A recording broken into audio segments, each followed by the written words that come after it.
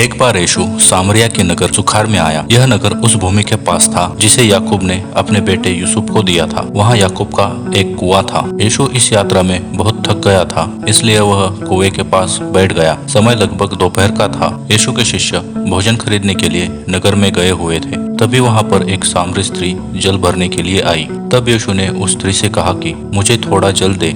तो उस सामरी स्त्री ने उससे कहा कि तू यहूदी होकर भी मुझसे पीने के लिए जल क्यों मांग रहा है? मैं तो एक सामरी स्त्री हूँ। यहूदी तो सामरियों से कोई भी संबंध नहीं रखते।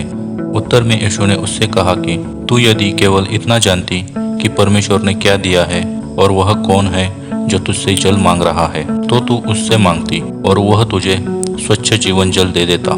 तब उस स्त्री ने यीशु से कहा कि हे महाशय, तेरे पास तो कोई बर्तन तक नहीं है और कुआं बहुत गहरा है, तो तेरे पास कोई जीवन का जल कैसे हो सकता है? निश्चय ही तू हमारे पूर्वज याकूब से बड़ा है, जिसने हमें यह कुआं दिया और अपने बच्चों और मवेशियों के साथ खुद इसका जल पिया था। तब यीशु ने उस स्त्री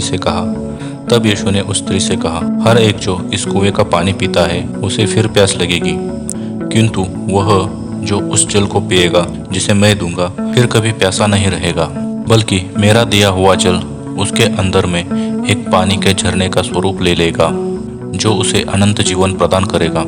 तब उस स्त्री ने यीशु से कहा, हे महाशय, मुझे वह जल प्रदान कर ताकि मैं भी कभी प्यासी न रहूं और मुझे यहाँ पानी खींचने के लिए न आना पड़े। इस पर यीशु ने कहा, जाओ और अपने पति को बुलाकर यहाँ ले आओ। उत्तर में स्त्री ने कहा, मेरा कोई पति नहीं है। तब यीशु ने कहा, जब तू यह कहती है कि तुम्हारा कोई पति नहीं है, तब तुम ठीक कहती हो। तुम्हारे 5 पति थे और अब तुम जिस पुरुष के साथ रहती हो वह भी तुम्हारा पति नहीं है, इसलिए तुमने जो कहा सच कहा है।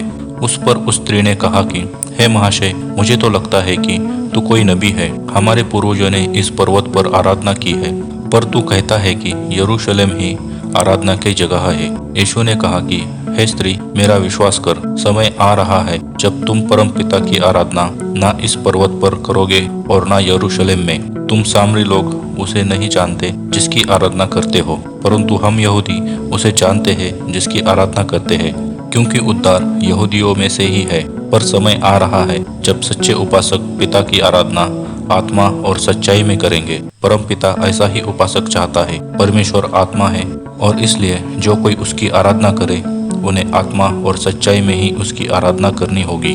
तब स्त्री ने कहा, मैं जानती हूँ कि मसीह आने वाला है। जब वह आएगा तो हमें सब कुछ बताएगा। तब यीशु ने कहा, मैं जो तुझसे अब बात कर रहा हूँ मैं वही हूँ। तभी उसके शिष्य वापस लौट आए और उन्हें यह देखकर आश्चर्य हुआ कि वह एक स्त्री से बातचीत कर रहा है, पर किसी ने भी उससे कुछ नहीं कहा। वह स्त्री अपने पानी भरने के घड़े को वही छोड़कर वापस नगर में चली गई और लोगों से बोली, आओ और देखो, एक ऐसा पुरुष है जिसने मैंने जो कुछ किया है वह सब कुछ मुझे बता दिया। क्या तुम नहीं सोचते कि वही मसीहा हो सकता है? इस पर लोग नगर छोड़कर यीशु के पास जा पहुँचे। इसी समय यीशु के शिष्य विनती कर रहे थे कि रब्बी, कुछ खा ले। तब यीशु ने उनसे कहा कि मेरे पास खाने के लिए ऐसा भोजन है जिसके बारे में तुम कुछ भी नहीं जानते। इस पर उसके शिष्य आपस में एक दूसरे से पूछने लगे, क्या कोई उसके खाने के लिए कुछ लाया होगा? तब यीशु ने उनसे कहा, मेरा भोजन उसकी इच्छा को पूरा करना है जिसने मुझे भेजा है, और उस काम को पूरा करना है जो मुझे सौंपा गया है। तुम अक्सर कहते हो 4 महीने और है तब फसल आएगी। देखो, मैं तुम्हें बताता हूँ, अपनी आंखें खोलो और खेती की तरफ देखो। फसल कटने के लिए तैयार हो चुकी है। जो कटाई कर रहा है अपनी मजदूरी पा रहा है और अनंत जीवन के लिए फसल इकट्ठी कर रहा है, ताकि फसल काटने वाला और बोने वाला साथ साथ आनंदित हो सके। यह कथन वास्तव में सच है। एक व्यक्ति बोता है और दूसरा व्यक्ति काटता है। मैंने तुम्हें वह फसल काटने को भेजा है जिस पर तुम्हारी मेहनत नहीं लगी है, जिस पर दूसरों ने मेहनत की है, और उनकी मेहनत का फल तुम्हें मिल रहा है। उस नगर के बहुत से सामरियों ने यीशु पर विश्वास किया, क्योंकि उन्होंने उस स्त्री के शब्दों को साक्षी माना था। मैंने जो कुछ भी किया उसने मुझे सब कुछ बता दिया। जब सामरी उसके पास आए तब उन्होंने उसे उनके साथ ठहरने की विनती की। तब वह 2 दिन के लिए उनके साथ रहा और उसके वचनों से प्रभावित होकर और भी बहुत से लोग उसके विश्वासी हो गए।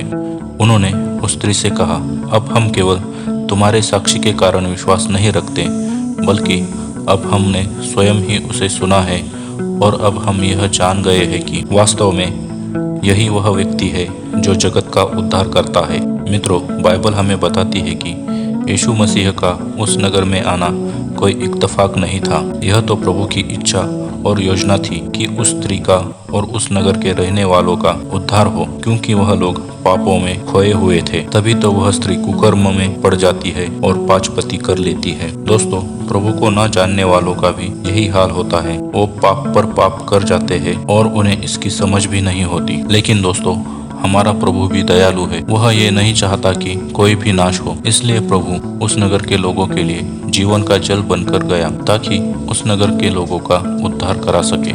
आशा करता हूँ कि आपको यह कहानी पसंद आई होगी। ऐसे ही और बाइबल की घटनाओं के लिए हमारे चैनल को सब्सक्राइब करें, वीडियो को शेयर करें और लाइक भी ज़रूर करें। अगली वीडियो में हम आपसे फिर मिलेंगे।